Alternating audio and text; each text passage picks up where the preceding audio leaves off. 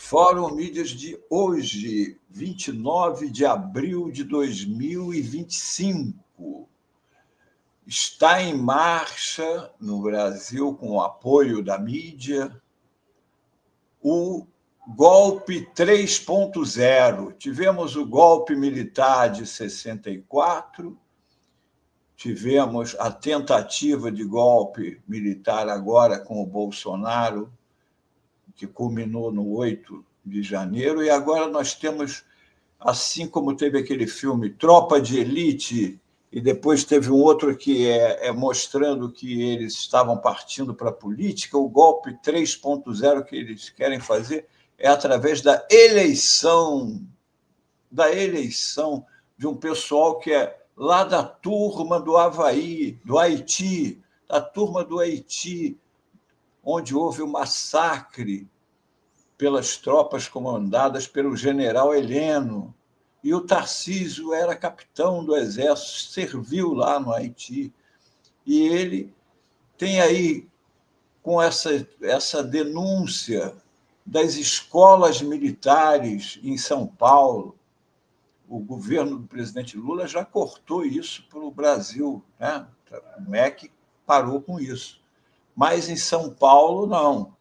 Como diz essa matéria do Henrique lá na revista Fórum, Tarcísio cria mais 100 escolas militares e PMs darão aula de política. Aula de política. É brincadeira. O governador bolsonarista de São Paulo, Tarcísio de Freitas, já definiu que o Estado criará mais 100 escolas cívico-militares a partir do segundo semestre deste ano. Pelas regras do currículo paulista das escolas cívico-militares, PMs aposentados farão papel de professores dos jovens alunos e darão a eles aulas de política e ética. Meus amigos, você aí de São Paulo, como é que está a ética da PM de São Paulo, meus amigos? Eles vão dar aula para os seus filhos. Será possível isso?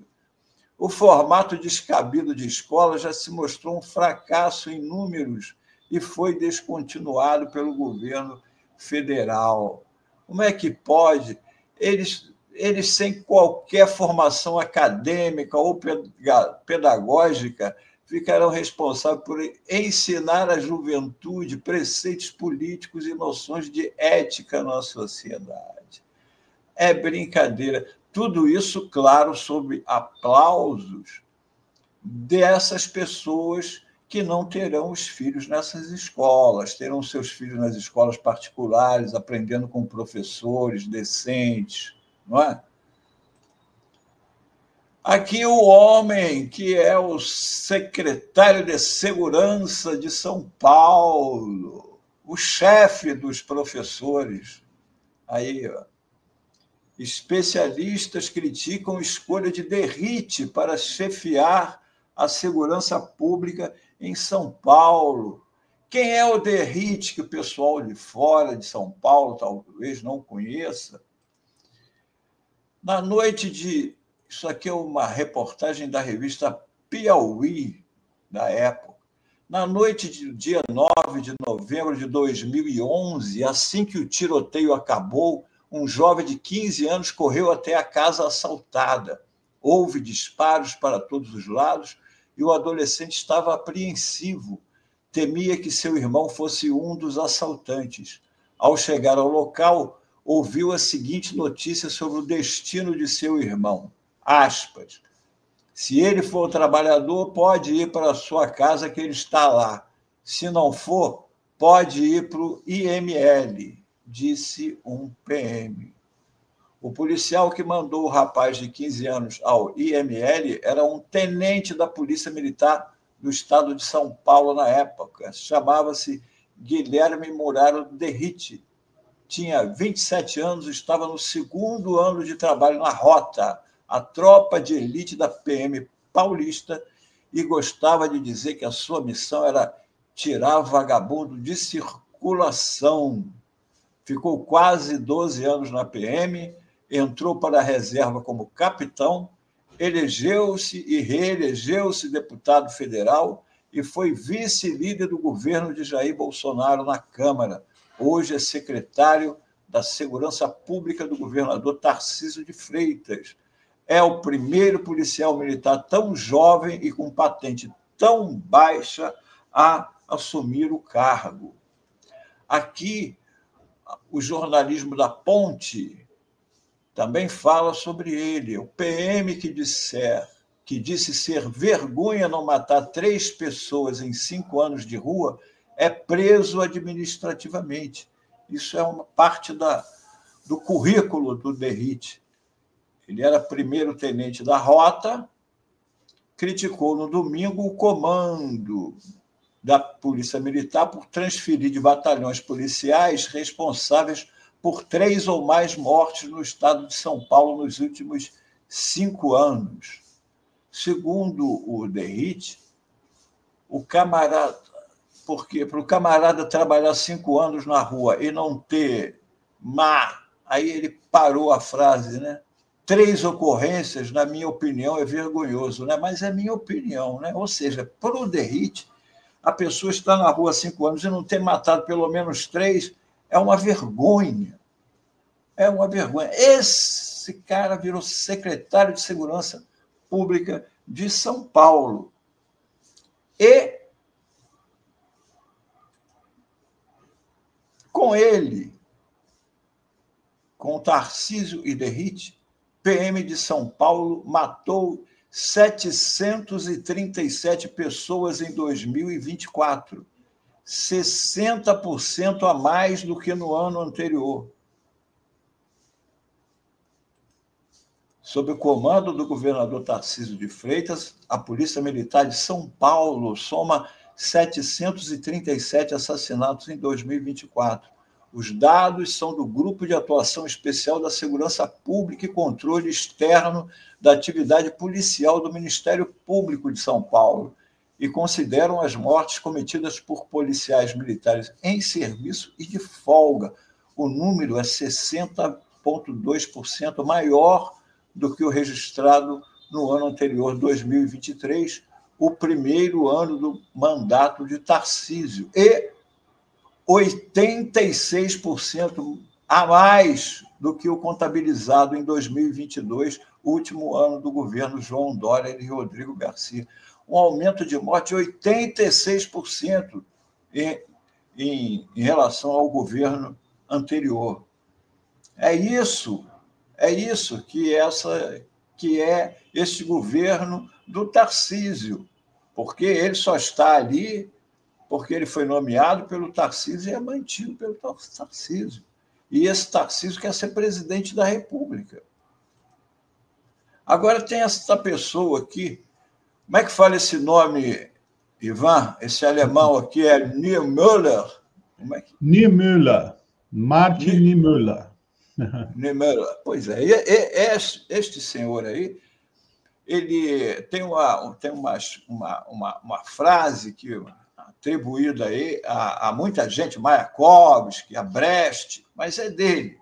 É um pastor alemão e que, no início do governo Hitler, ele apoiou o governo Hitler porque o Hitler, no começo, ele dizia combater o comunismo, não é? Então, eles eram contra os comunistas. E ele era empolgado com isso, porque ele também, o comunismo ateu, não é? Então, ele era empolgado com isso. Depois, ele foi vendo o que o governo se transformou, que começou com os comunistas e acabou como acabou, não é? Que nós vimos. E é o que acontece, que as pessoas têm que ver, porque as pessoas ficam... A solução dessas pessoas da Cracolândia tem que tirar daí, ou então mata esses vagabundos. E aí dão força a esse tipo de gente que defende a força, o assassinato pela polícia, a mão forte da polícia, que só quem defende direitos humanos é quem defende vagabundo, que vagabundo tem que ir para a vala, como disse o Derrite lá, tem que tirar de circulação vagabundo. É isso aí. Então, ele escreveu isso aqui mais para frente com o andamento do governo do Hitler e das atrocidades, né? Então, as pessoas que foram colocadas nos campos de concentração, porque os primeiros comunistas foram enviados para a prisão na Alemanha, lá em campos que sumiram por lá, né? Quem se importava com elas, com os comunistas? Nós sabíamos, estava estampado nos jornais. Quem levantou sua voz? A igreja confessional, talvez? Nós pensamos, comunistas, aqueles opositores da religião, aqueles inimigos dos cristãos, eu deveria ser guardião do meu irmão? Então, depois eles se livraram dos doentes, os chamados incuráveis. Lembro-me de uma conversa que tive com uma pessoa que dizia ser cristã. Ela disse, talvez seja certo. Essas pessoas incuravelmente doentes apenas custam dinheiro para o Estado. São apenas um fardo para si mesmas e para outras. Não é melhor para todos se elas forem tiradas do meio da sociedade? A perseguição aos judeus, a forma como tratávamos os países ocupados, ou as coisas na Grécia, na Polônia, na Tchecoslováquia ou na Holanda, que foram escritas nos jornais. Acredito que nós, os cristãos da igreja confessional, temos todos os motivos para dizer mea culpa, mea culpa. Podemos nos eximir com a desculpa de que teria me custado a cabeça se eu tivesse falado. Preferimos ficar em silêncio. Certamente, não estamos sem culpa falha, e eu me pergunto repetidamente, o que teria acontecido se no ano de 1933 ou no ano de 1934, início do governo Hitler, podia ter havido alguma possibilidade? 14 mil pastores protestantes e todas as comunidades protestantes na Alemanha tivessem defendido a verdade até a morte. O que teria acontecido? Ele se pergunta. Se tivéssemos dito na época que não é correto Hermann Göring simplesmente colocar 100 mil comunistas nos campos de concentração a fim de deixá-los morrer.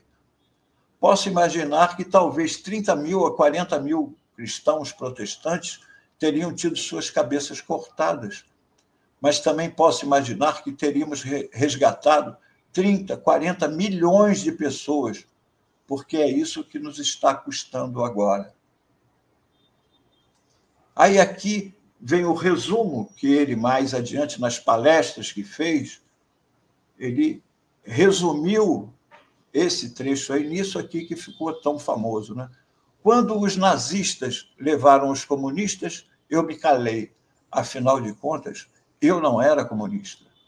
Quando eles prenderam os social-democratas, eu fiquei calado. Eu não era social-democrata.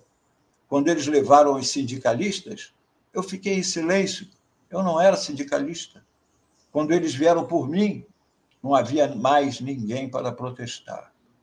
Então é só substituir aqui, ó, onde está aqui. Quando os nazistas levaram os comunistas, em vez de comunista, pode falar, quando eles matavam vagabundos na rua, Cracolândia na rua, né? Quando eles prenderam comunistas, petistas, esse cachaceiro do Lula, né? Os vagabundos dos petistas. Agora, quando eles começarem a ir para cima, né, das suas coisas, você não vai ter escapatória, porque na ditadura, meu amigo, só vale a lei de quem está no poder, não tem justiça, não tem o Alexandre de Moraes, que hoje você critica para defender seus direitos, não tem. Só vale o porrete.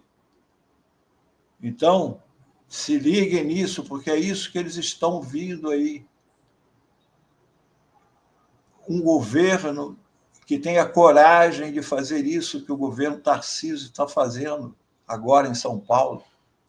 O governo Lula dará recursos à instituição de apoio a pacientes com câncer, que teve ajuda cortada pelo governo Tarcísio. A decisão do governo do presidente Lula foi tomada depois que o governo do Tarcísio suspendeu a ajuda financeira que destinava à casa anualmente. Sabe qual era a ajuda? A Secretaria de Saúde enviava verba para a instituição desde 2007, ou seja, há 18 anos. Um aporte médio de 1 milhão por ano para uma associação que... Isso aqui, ó, a instituição com 31 anos de existência, que oferece estadia, alimentação, assistência psicológica, cursos livres, monitoramento 24 horas e outros serviços para pacientes oncológicos e seus familiares encaminhados por mais de 10 hospitais públicos e privados que atendem pelo SUS. A maior parte dos atendidos reside fora da capital. E ele tirou 1 milhão. Agora, tirou 1 milhão disso.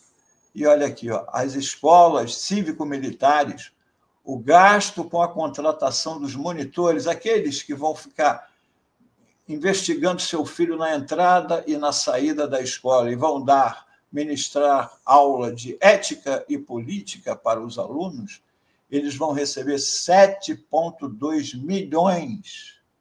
7,2 milhões de reais. 7 vezes a mais do que o dinheiro que seria destinado à organização que cuida de pessoas com câncer. É isso, o golpe 3.0 é isso aí. Se é o que você pretende, já está aí, o seu candidato é o Tarcísio. É isso que eles têm a oferecer para você. Um novo governo militar. E é isso que você quer? Pois é, Melo. É isso. Esse é o candidato da mídia, né? Que a gente tanto fala aqui no Fórum Café.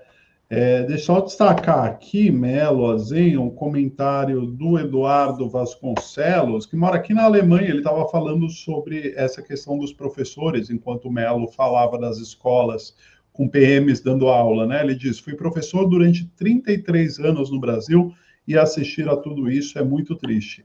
Vim com a minha família para a Alemanha, mas a política brasileira continua no meu coração. Obrigado, TV Fórum.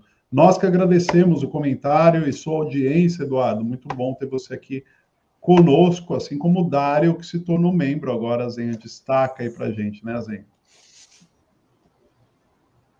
Está fechado o microfone, Zenha.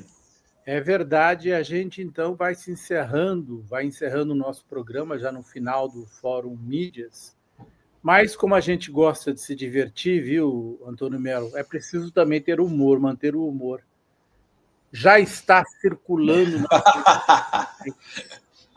o Neymar de camisa vermelha. Ai, o Neymar. O povo tem um jeito de rir. Tem que rir dos bolsonaristas, porque eles são muito ignorantes. Além de golpistas, são ignorantes, gritando. Então, o Neymar é a grande estrela da seleção. Nova contratação. Nova contratação. Ave Maria. Depois da camisa vermelha, podemos esperar de tudo na seleção, né? A contratação de Neymar e outras estrelas aí da Internacional Comunista. Assim. Justamente. O técnico italiano, Ancelotti, vai chegar já trazendo com ele, se ele vier, né? Reforços do socialismo, do comunismo internacional para a seleção brasileira. Eu proponho Maduro para ser técnico da seleção. Maduro, isso. Maduro. Vai para Maduro, ele põe logo aqueles, bota logo todo mundo para correr. Linha dura na seleção brasileira. Com Maduro. É isso aí, gente. Assim a gente se despede de vocês, agradecendo pela altíssima audiência de hoje, de sempre, e agradecer a todos os que nos contribuíram com a gente, que se tornaram membros. Agradecer ao Antônio Melo, ao Ivan e dizer até amanhã. Tchau, gente. Até amanhã a todos. Gente. Tchau, tchau.